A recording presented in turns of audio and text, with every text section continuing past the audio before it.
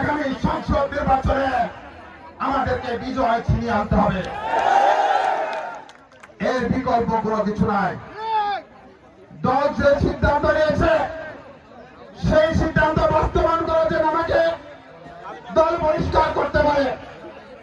দলের অনেক নেতা, এখানকার অনেক নেতাকেও ষড়যন্ত্রমূলক ভাবে অনেকে বহিষ্কার করাতে পারে।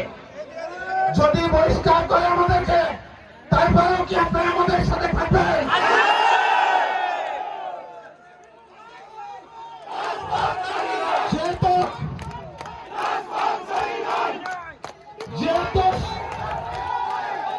যেহেতু আপনারা সকল বাধা বিপত্তি প্রত্যাগ করে একসাথে ঐক্যবদ্ধ থাকতে চান, আমিও কথা দিলাম জীবনের যত স্যাক্রিফাইসের বিনিময় হলেও, আমার জীবনের শেষ রক্তবিন্দু দিয়ে হলেও আপনাদের সাথে থাকবো এবং আপনাদের জন্য লড়াই করে যাব।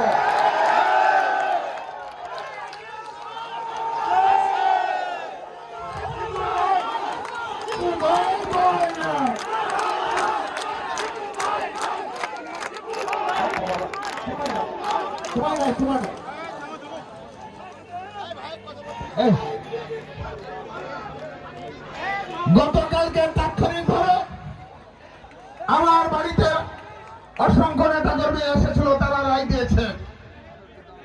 আজকে বাগাতিপাড়া হাজার হাজার মা বোন, হাজার হাজার ভাই, আমার মুরব্বীরা রায় দিয়েছে।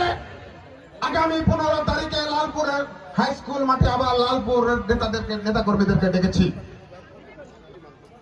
সেই মাঠে তাদের কাছ থেকে আমরা রায় নিয়ে আমরা জনতাকে সঙ্গে নিয়ে আমরা 60 দিন পর্যন্ত লড়ার জন্য রাস্তায় নেমে যাব, মানুষের বাড়ি বাড়ি যাব।